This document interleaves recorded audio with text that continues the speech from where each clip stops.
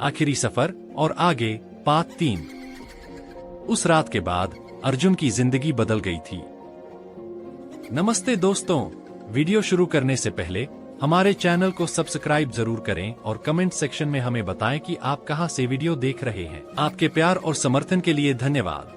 उसने कभी सोचा भी नहीं था कि ऐसी कोई चीज असल में मौजूद हो सकती है।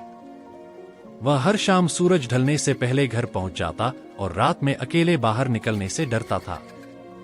उसे हर परछाई में वो काली आंखें दिखती थीं और हर हवा की सरसराहट में उसकी चीख सुनाई देती थी। एक रात अर्जुन अपने बिस्तर पर लेटा था, पर नींद कोसों दूर थी। उसे रह रहकर वो भयानक चेहरा याद आ रहा था। उसने तय किया कि उसे इस बात की तह तक जाना होगा। वह उस घटना को बस एक बुरा सपना मानकर भुला नहीं सकता था। उसे जानना था कि वह औरत कौन थी और क्यों उस रात वह उसके पीछे पड़ी थी। अगले दिन अर्जुन ने अपनी रिसर्च शुरू की। उसने इंटरनेट पर अजीबोगरीब घटनाओं, भूतों की कहानियों और पुरानी किंवदंतियों के बारे में पढ़ना शुरू किया। कई दिनों की खोज के बाद उसे एक पुराने ब्लॉग पर एक कहानी मिली जो उस रात की घटना से काफी मिलती जुलती थी। कहानी एक ऐसी महिला के बारे में थी जिसका नाम लीला था। लीला उसी जंगल के पास वाले गांव में रहती थी। गांव वाले बताते थे कि वह एक नेक दिल औरत थी, पर उसकी शादी एक बहुत ही क्रूर आदमी से हुई थी। एक रात उसके पति ने उसे किसी बात पर बेरहमी से मार डाला और उसकी लाश को उसी जंगल में फेंक दिया जहां अर्जुन को वो मिली थी। गांव वालों का मानना था कि लीला की आत्मा कभी शांत नहीं हुई और वह आज भी उस सड़क पर भटकती है, अपने कातिल को ढूंढती हुई। कहानी में यह भी लिखा था कि लीला को अजान या किसी भी पवित्र मंत्र की आवाज से नफरत थी। जैसे ही वह ऐसी कोई आवाज सुनती, उसकी शक्ति कम हो जाती और वह गायब हो जाती।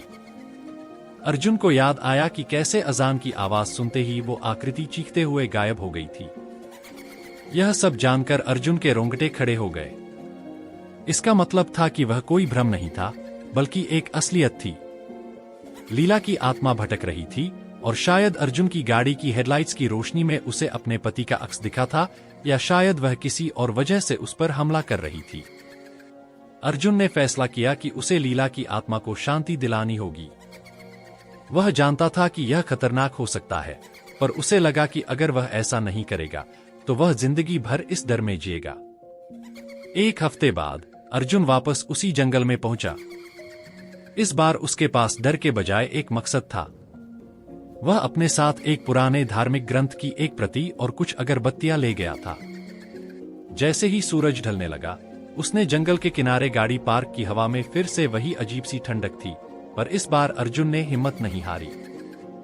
वह उस जगह पर गया जहां उसने लीला को पहली बार देखा था।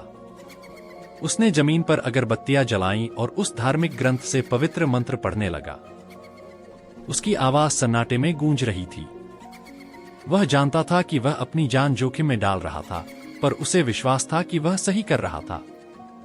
जैसे ही वह मंत्र पढ़ रहा था, जंगल में फिर से हवा तेज होने लगी। पेड़ों की टहनियां तेजी से हिलने लगीं और अर्जुन को लगा कि कोई उसे देख रहा है। उसने अपनी आंखें बंद कर लीं और मंत्र पढ़ना जारी रखा, अपनी आवाज में दृढ़ता लाने की कोशिश करते हुए। क्या अर्जुन लीला की आत्मा को शांति दिला पाएगा, या यह कोशिश उसकी जान पर भारी पड़ेगी? क्या आप जानना चाहेंगे कि अर्जुन की कोशिश का क्या नतीजा निकला, या आप चाहते हैं कि कहानी एक नया मोड़ ले? अगर आपको हमारा वीडियो पसंद आया हो तो इसे लाइक करें, अपने दोस्तों के साथ शेयर करें और नए वीडियो के लिए हमारे चैनल को सब्सक्राइब करना न भूलें। आपके समर्थन से हमें और भी बेहतर कंटेंट बनाने की प्रेरणा मिलती है। धन्यवाद।